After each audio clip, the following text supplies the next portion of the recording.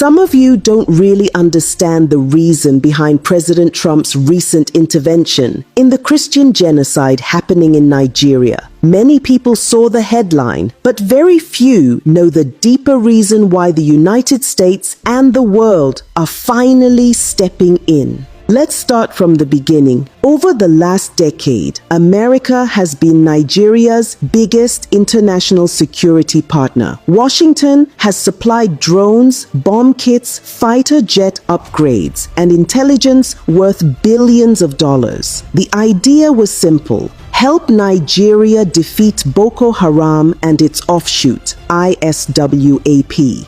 Just this year, the US approved another $346 million arms package for Nigeria. Precision bombs, missiles, and targeting systems meant to strengthen the Air Force. Before that, there was the sale of 12 Super Tucano aircraft worth $500 million delivered under the Trump administration. Add that to years of counterterrorism training, logistics support, and humanitarian funding. On paper, Nigeria should by now have one of the most battle-ready armies in Africa. But what's the result? The killings continue. Entire villages still get wiped out in Plateau, Benue, Kaduna, and Borno. Churches are attacked almost every week. Children are abducted from schools. Farmers can't go to their fields. Soldiers keep dying in ambushes, sometimes because they run out of ammunition. So America is asking the same question many Nigerians have been asking quietly for years. Where is all the money going? Because the United States tracks every dollar it spends. It knows when weapons are delivered, when training is done, and when things don't add up. Intelligence reports show that despite billions invested, Nigeria's security forces remain under-equipped, under-motivated, and deeply compromised. And that's the root of America's frustration.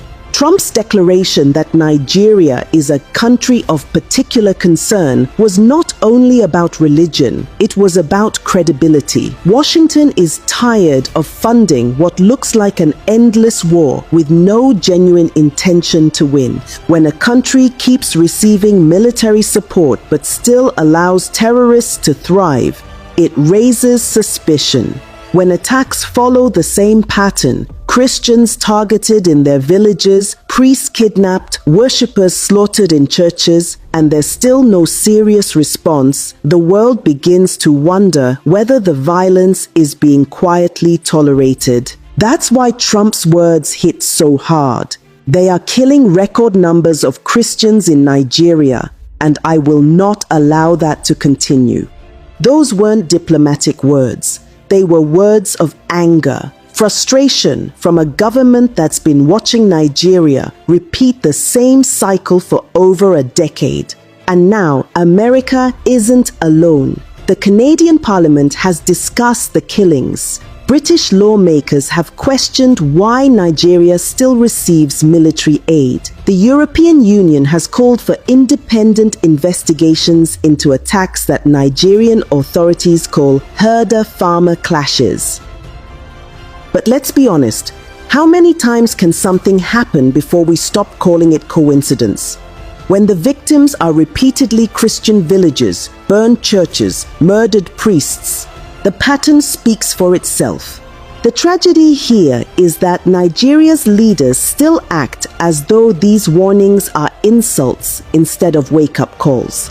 The official response to every global concern is always the same.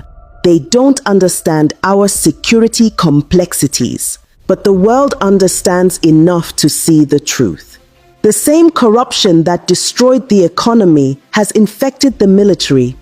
Procurement scandals, ghost soldiers, stolen allowances, even reports of weapons meant for the front lines ending up in the hands of terrorists. That's why the war never ends, because every bullet fired is another contract renewed. Every attack becomes another excuse to demand funding. The war has become an industry, and peace would ruin business. So when America sends weapons worth hundreds of millions and still sees villages burning, The anger is justified.